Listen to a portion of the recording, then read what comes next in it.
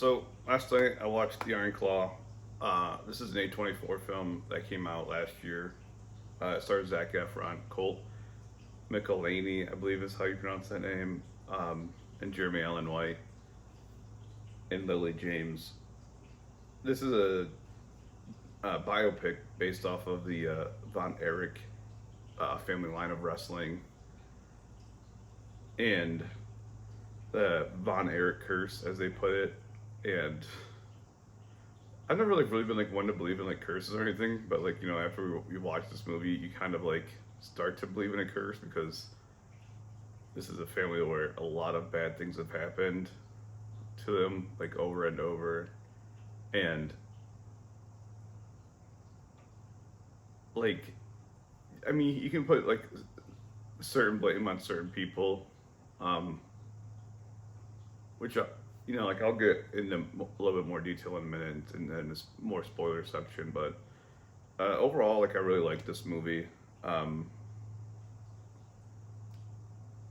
it's got like it's weird because like the performances can almost seem like a little jarring at first because there's the performance of them just being normal people, but then they have this like wrestling persona, which is like a very like real thing that you'll see like a lot of people like the main one I can think off the top of my head is like Undertaker, who he's a very quiet and reserved person like in real life, but obviously like when he goes out in the ring he's a very menacing and like I'm a badass and larger than life type figure. um and I think like that's like what they're trying to do with like all the different people. I don't know if it like necessarily works at all the times. um like people that sit there and say like Zac Efron got snubbed for an Oscar. I don't know that he like really did. I could definitely see him being nominated, but at the same time, like I kind of understand like why he wasn't. Um, as far as like the Oscar nomination movies I've seen so far, anyways. Uh, Same thing like Jeremy Allen White. I think Jeremy Allen White, he's like one of like the better up and coming actors of our generation, but I've seen him act better in other movies, and other shows and whatnot. And same thing with like Colt McCallany. He's kind of playing like the same character all throughout the film, and I was never like really like sold on any of the performances, like to the extent of like they're very much encapsulate like every facet of these people's lives. I did enjoy their performances. Like they're definitely not detracting or anything like that, but they're just not top level to me. They're not like Philip Seymour Hoffman and Capote. They're not that level. And the story like blows my mind. Um, I used to watch wrestling growing up. I haven't like watched it in like years and years, but like this is like I think like the it takes place up until like 85. I want to say is like the last thing they talk about. Um, I was born in 88, so even if I was watching wrestling like the second I was born, I still would have missed this. And I remember them being inducted in the Hall of Fame because I was watching at that time, but like it didn't mean anything to me because I never recognized these people. Uh, that being said, like there's a segment like where Ric Flair pops up, and Ric Flair was from my time. I recognize him like very vividly. Woo! And he's got this like little strut that he always did, and I guess that's just something that he did like literally ever since like he started wrestling. So it's kind of crazy to think that like that was happening 30 years later that he's still doing that same exact thing. It does touch up like on like the quote unquote realness of wrestling. Um, like it's like almost like a soap opera, like but mixed with like a very physical. Uh, I don't want to say sport, but like stunts almost. Like they had like a pre-planned of like, hey, we're gonna hit these beats. They used to call them, and kind of make it up and like, uh, you know, go through the motions of pacing like up until those beats and like lower and then up and like there's a cadence that they try to hit like for these matches. Um, but at the same time, like, like getting slammed onto concrete is gonna hurt, like there's no falling onto concrete hurts, like let alone like being lifted up 5 feet in the air and then tossed on the concrete. Like you can't get away from that. It doesn't matter like what you do, like you're gonna feel it. And a good example of this is the famous Undertaker, which I brought up previously, and Mankind. They had a quote unquote Hell in a Cell match, which is they put this huge cage basically over the ring, and for whatever reason they fought on the outside of this cage, and then they climbed up to the top of it, and they climbed up to the top of it, and then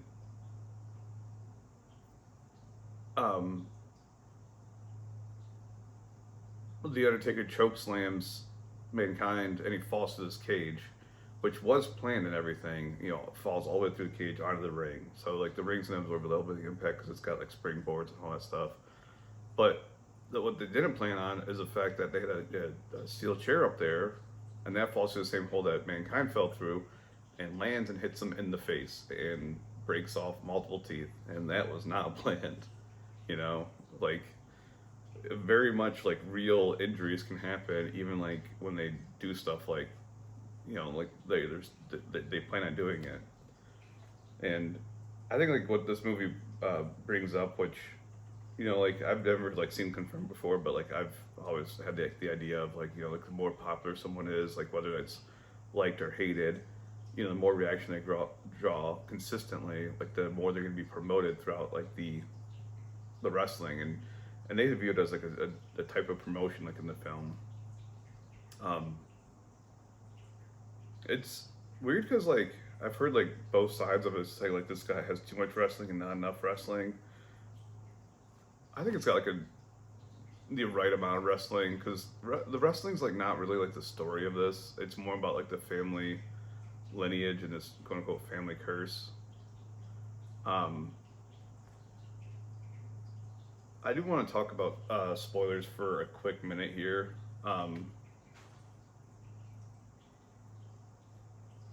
The main thing I want to talk about is like like at the end, like it becomes like kind of obvious that like it's more like the father's causing like all these like, issues. Like he's kind of like pushing his kids into wrestling and creating this dynasty of his family name that he adopted of Von Erich, because it's not his real name, and that could be like where the curse is coming from. But also like just like a lot of bad decisions. Like he knows like for example like the last brother to die, like Jeremy Allen White's character, he's basically sitting there talking about how he's having like a bad time, and then Zac Efron's character calls his dad and he's like, yo, you gotta watch this guy because like something's like not right now. And sure enough, Jeremy Allen White's character goes over to the house, grabs a gun and shoots himself and kills himself. And like he's like, why are you watching him, man? It's just like you're not like really talking about like all the stuff like led up to that moment that like don't get me wrong, it is like the dad's at least partially is like his responsibility, but like these people have their own choices, and like the choices like like Jeremy Allen White's character was going to become like an Olympian, and then like by freak occurrence like World War II is happening, and the Olympics didn't happen.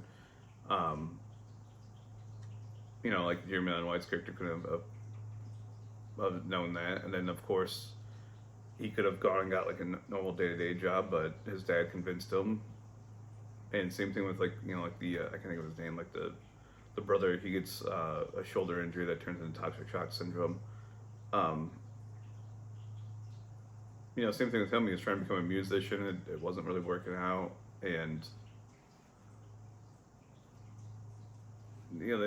it's just like all these like situations. Like don't get me wrong, like the dad is definitely pushing them towards wrestling, but he's not forcing them to wrestle. So I don't like the idea that like this film is blaming the dad for everything when all these people are autonomous. Like the best way I can describe it is like the indoctrination of like a religion or cults. Like there's a certain point like where like the onus is like on like the member, and at a certain point like where the onus is like on the like the cult leader. Like I can't think of any cults off the top of my head. Like the Jonesboro situation, for example.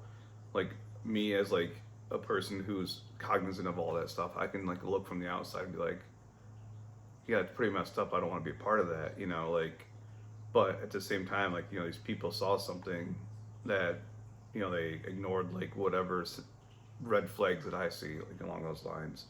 So like maybe like these kids, because it's their dad, they didn't ignore those like red flags that they saw. Um, it's also like there's also like this like idea of uh, like it's like brought up like whiplash of like tough love and tough training, you know, gets better results than like um, you know, treating people admirably and with empathy and all that. Um,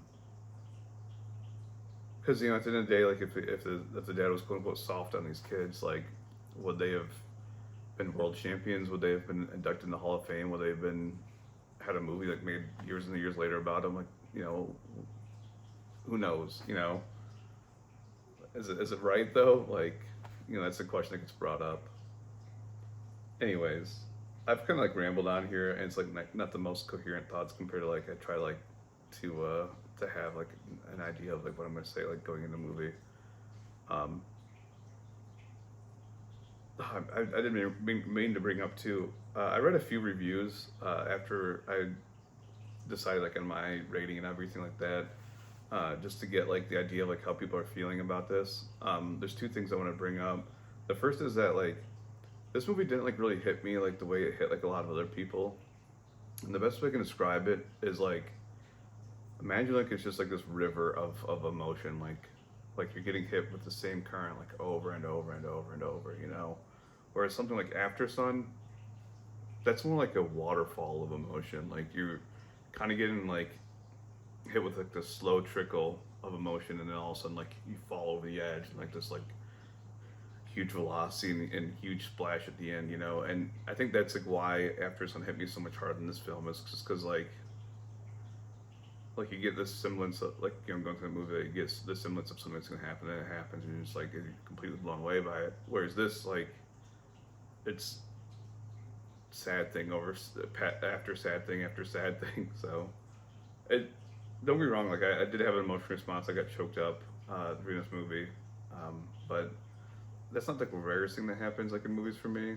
Um, whereas After Sun like literally made me cry for like 5 minutes straight. Like I think my eyes like watered up in this. I can't remember. I didn't cry though, you know. Um, but I think that's like I don't know. It's just like a difference of how like different cadences of pacing will affect different people, I think. And same thing with like Past Lives. Like the ending of that movie, like it kind of hit me like a lot harder than because it's not like it's the same thing. Like it's kind of like a slow little stream, and then like going off over waterfalls. And then, like don't get me wrong, it's not the waterfall that After Sun is, but it's a small waterfall, but it's still a waterfall, you know. The other thing I want to bring up is like I guess like this is like a situation like where the real life story is like even crazier, and I haven't like read into that, but um, it doesn't surprise me because like the like it's like when I watched like the trailer for Gran Turismo. I was familiar with that story and kind of like I want to say I followed it closely, but I've watched documentaries on it and stuff, and like they downplayed that, you know, story like in the trailer, and like it's one of those things like where I was just like, holy crap, like this is a crazy story, like there's like no way this can be real. Then like you come to find out that like the real story is like a little bit crazier, like um, but of course, you know, Gran Turismo, they changed like the ending of that movie to like where he like sets a record that's for no reason. But like the Nürburgring crash, like for example, like that was a lot worse of a crash than people like like in the movie, like they're like, oh yeah, like you killed a guy, like it was like a national like news headline thing, and like again like the way it happened. This is getting kind of off topic, but it wasn't something that was simulated like in the game properly. Uh, and like I know like obviously when they're making a movie like that, they don't want to say that because like it makes like the game like look less realistic or whatever. It downplays the game, but I don't know. Anyways, back to Iron Claw. I'd probably give this movie like a 4 out of 5 at this point. Um, like I said, I enjoyed it. I'm glad I watched it. A great story that like is very entertaining to me throughout the whole thing. But yeah, next I'm gonna watch American Fiction. I'll gonna try to watch it today. But I went to like an eye exam. My eyes are like a little dilated, and everything's like a little blurry right now. So if that subsides by like 6:37, I'll watch that. But if not, then I'll probably watch it tomorrow at some point. I was gonna bring something else up too, but I can't remember what that is. So I'm sure if I remember, I'll bring it up in the next video. But anyways, bye.